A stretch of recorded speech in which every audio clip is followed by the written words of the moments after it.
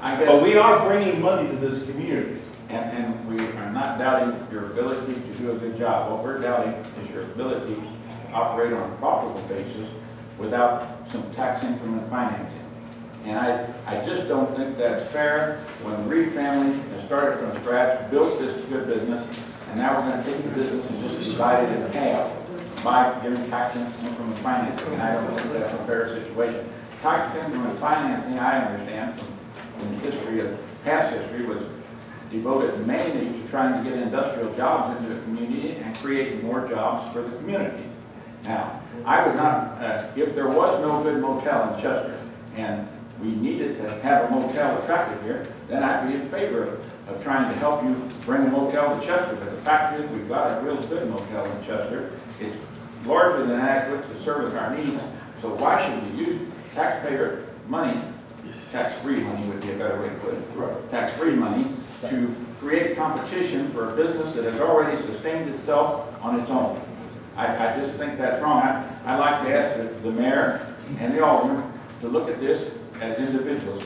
Just step back from your job as alderman and mayor for a moment, and let's say you're running a business here in Chester, and now we've decided that we're going to use tax increment financing to create a competitor for you and divide your market in half. How many of you can really say that you'd be very pleased about that state of affairs, or that you would really feel that's a fair way to do things? That's what I'm asking the city council to consider and the mayor to consider. Well, Don, have you ever formed a committee to bring in new industrial? Yes, sir, I have. When I was president of the Chester Chamber of Commerce, I actually sent Gilster Mary Lee trucks to pick up one small boat building company and take them out to where Reed's Harvest House and put them up in that facility at that time as a manufacturing plant. That's before Reed. Capability of plastics too. I think you helped them get started. Yes, that was a totally independent. We worked with Capability Plastics to get them started. Unfortunately, the competition got so you have an active committee that's looking to bring in new industry into this town? Do I have an active committee? Yeah. No, that's not my job. The Chamber of Commerce does have an active committee that's always looking for trying to expand Chester, but it's not easy. It is not easy. If it was so have easy, you spoken out? it was done a long time ago. My point is, I don't think we've spoken out in favor of a lot of industry coming into town. Well, I think I've spoken out in case of a number of people trying to help them get started. I think places like Blazing Colors have been able to get started because of business generated by Gilster Mary Lee. So yes, I think we have done, created quite a few jobs in this community and in this county and in the county across the river. Excuse me, I don't want to take up all your time. I appreciate that. And you do forget one thing, we do have a bed and breakfast here in Chester too. That's right, a very nice. Yeah, that's nice. Yeah, we're If you remember though, years back Joe? when Mr. Reed wanted to build that hotel, everybody in town thought he was crazy, that he'd never be able to support a whole motel in his town. And he did. And now we're worried about this one.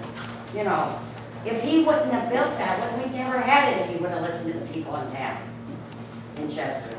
And that's the truth. Local bank wouldn't even give you the money from what I understand. No. But, you know, to the board, what I have to ask you is...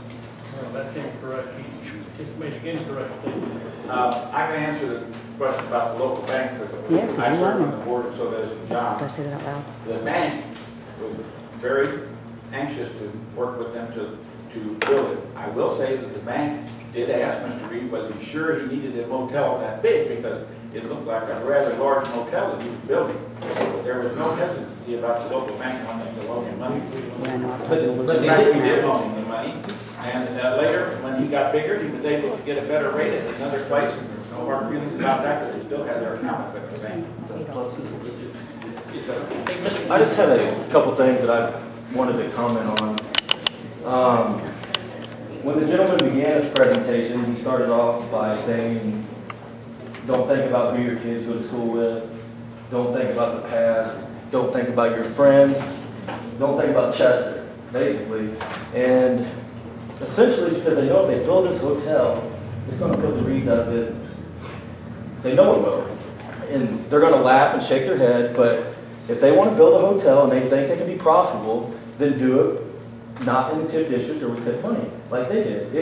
And I urge the council, from this day on into the future, if somebody comes in with a project and they want TIF financing for it, I would look at this, and you've already established that we do it on a case-by-case basis, so look, if we already have a need, do we have a hotel? Yes. You know, would it be fair to give these guys, you know, this advantage over them? And I don't think it would be. And just to come in starting off saying, don't think about, you know, basically our community and our relationships, that's, to me, a kick in the balls and a slap in the face right there, because that's what Chester's all about. And that's what I like. And I want to see development, but not at an unfair advantage. And I think this is completely unfair. And then they made a comment, well, chicken or egg, let's build 2 hotels and people will come.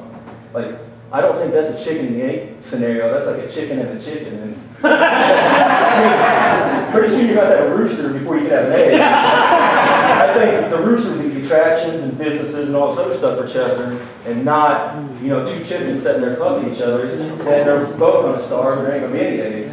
So,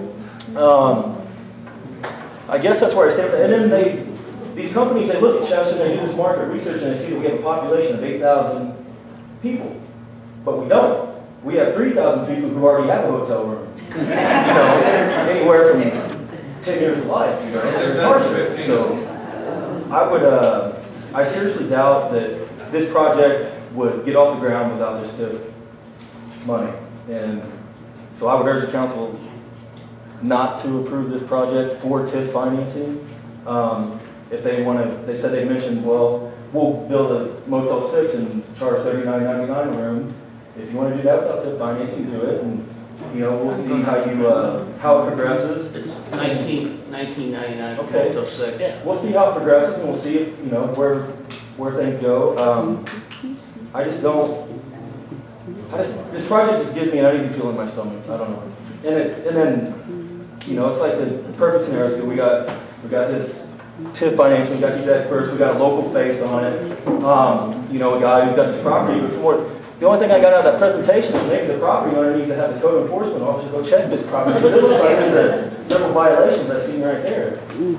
And yeah, It's been used in practice fires too. Police or fire departments going out and practicing. I just hate to see somebody come in with an unfair advantage to put a local company that's been established and does great things for the community. The football team, we do a fundraiser every year for our softball team, and they put the band we ran in up for free at their hotel and let them eat breakfast at their restaurant for free to help us out. So they do a lot for this community, and I think we'd be shitting on them if we let this happen.